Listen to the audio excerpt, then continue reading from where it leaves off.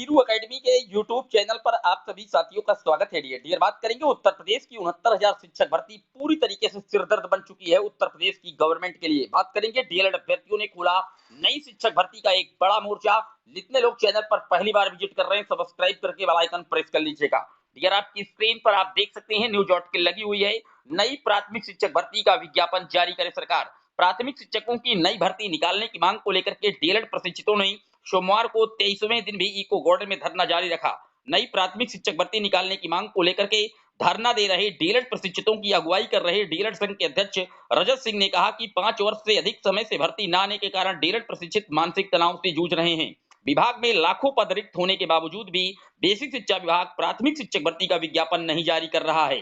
कहा कि विधानसभा चुनाव के समय तत्कालीन शिक्षा मंत्री सतीश चंद्र द्विवेदी जी ने 17,000 शिक्षक भर्ती को लेकर के लिखित आदेश दिया था, लेकिन अभी तक बेसिक शिक्षा विभाग ने भर्ती नहीं निकाली। डियर आप जानते हैं कि जब से उत्तर प्रदेश में बीटीसी का नाम बदल कर डीएलएड कर दिया गया, तब से आज तक किसी भी प्रकार की प्राथमिक स्तर की कोई भर्ती नहीं आई। 2015 में जब बीटीसी के नाम से जाना जाता था, तभी उत्तर प्रदेश में 69,000 की एक शिक्षक भर्ती आई थी। उसके बाद बीते 5 वर्ष का कार्यकाल बीत चुका, सरकार दोबारा सत्ता में वापसी की, लेकिन आज तक बेसिक विभाग में कोई भर्ती नहीं की गई। जबकि अगर आंकड़ों की बात की जाए, 50 लाख प्रतिवर्ष नए छात्रों का एडमिशन हो रहा है उत्तर प्रदेश में। ये बेसिक मिनिस्टर हों, साथ ही साथ उत्तर प्रदेश के मुखिया योगी आदित्यनाथ जी हों, खुद स्वीकार करते हैं।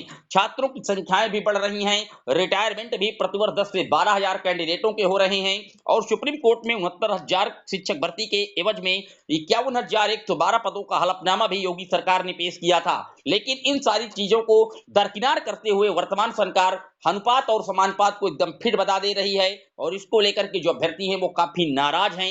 जबकि योगी आदित्यनाथ जी लगातार ये कहते आ रहे हैं कि भर्तियां निकाली जाएं, इसके लिए हम आयोग का गठन कर रहे हैं। आयोग को बनाने में ही इन्होंने सालों साल का जो टाइम है वो वेस्ट करके अभ्यर्थियों को घुमाने का काम किया। फिलहाल आयोग का गठन हो चुका है, लेकिन अभी भी प्राथमिक स्तर की शिक्षक भर्ती पर किसी भी प्रकार की जो चुप्पी है वो खोली नहीं जा रही है। डियर बात कर लेते हैं उत्तर प्रदेश की 69,000 शिक्षक भर्ती सरकार के लिए किस तरीके से सिरदर्द बनी हुई है। आप देख रहे हैं 69,000 शिक्षक भर्ती अभ्यर्थियों ने घेरा अपने दल का कार्यालय। 69,000 शिक्षक भर्ती के अभ्यर्थियों ने सोमवार को नियुक्ति की मांग को लेकर के अपने दल कार्यालय का घेराव किया। इस दौरान उनकी विधिक शिक्षा मंत्री आशीष पटेल से वार्ता हुई, लेकिन अभ्यर्थी संतुष्ट नहीं हुए और धरना जारी रखा। पुलिस देर रात तक अभ्यर्थियों की मान मनोबल में जुटी रही। काफी दिन से लगातार आंदोलन कर रहे अभ्यर्थी 6800 सीटों पर नियुक्ति की मांग कर रहे हैं। इसी क्रम में वो अपने दल कार्यालय माल एवेन्यू पहुंचे थे। डियर आप जानते हैं कि उत्तर प्रदेश की 69,000 शिक्षक भर्ती में सरकार के लिए काफी सिरदर्द बनी है। इस शिक्षक भर्ती में 1 अंक वाले अभ्यर्थी लगातार परेशान है, जिनको इलाहाबाद हाईकोर्ट के द्वारा आदेशित भी किया जा चुका है। बेसिक शिक्षा परिषद के सचिव हों, साथ ही साथ प्रयागराज परीक्षा नियामक प्राधिकारी के सचिव हों, सभी को अवमानना नोटिस भी इस संदर्भ में जारी की गई कि आपने कोर्ट का जो अवहेलना है वो कर रहे हैं।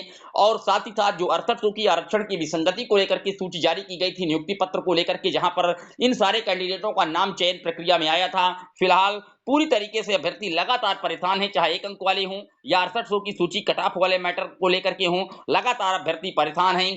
विभिन्न जो जितने राजनीतिक दल हैं उनके मुखिया से भी लगातार ये गुहार लगा रहे हैं, लेकिन फिलहाल उत्तर प्रदेश की जो सरकार है पूरी तरीके से मौन है और उसका सबसे बड़ा रीजन है बीएड एलिजिबिलिटी लेकर के जो एनसीटी का गजट पेश हुआ है माननीय सुप्रीम कोर्ट के द्वारा 11 अगस्त 2023 को।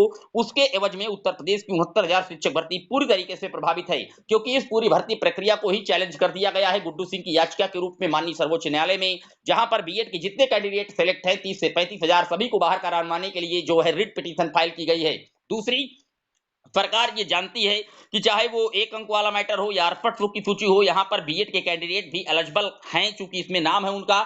लेकिन सुप्रीम कोर्ट ने जब अपना जजमेंट दिया था 11 अगस्त 2023 को, तो उन्होंने साफ तौर पर कहा था कि अब 11 अगस्त 2023 के बाद से एक भी सीट पर बीएड के कैंडिडेट प्राथमिक के लिए वैलिड नहीं होंगे। फिलहाल इस तरीके के जो तमाम दांव पेच हैं उस पर सरकार पूरी तरीके से उलझी पड़ी है और उसमें जो अभ्यर्थी हैं वो पूरी तरीके से फंसे हुए हैं। डियर फिलहाल अभी तक स्थिति साफ नहीं हो पाई कि 1 अंक वाले कैंडिडेट कब नियुक्ति पत्र पाएंगे और कब 6800 की जो चयन सूची आई है जिसको लखनऊ खंडपीठ के द्वारा रद्द किया गया, डबल बेंच में उसका मामला चल रहा है, वो कब क्लियर होगी। और ना ही सरकार ये भी बता पा रही है कि उत्तर प्रदेश में नई प्राथमिक स्तर की शिक्षक भर्ती का रास्ता कब खुलेगा, क्योंकि उत्तर प्रदेश में फिलहाल लोकसभा का जो चुनाव है लगा हुआ है और उत्तर प्रदेश सबसे ज्यादा लोकसभा की सीटें रखने वाला एकमात्र राज्य है। तो निश्चित तौर पर जो अभ्यर्थी हैं वो लगातार धरना प्रदर्शन कर रहे हैं ताकि सरकार के कान में जू रेंगे और चुनाव को देखते हुए, मद्देनजर रखते हुए सारी जो स्थिति है वो क्लियर हो। चाहे 1 अंक वाले साथी हो उनको नियुक्ति पत्र मिले, चाहे 6800 के कैंडिडेट की सूची हो उनको भी नियुक्ति पत्र मिले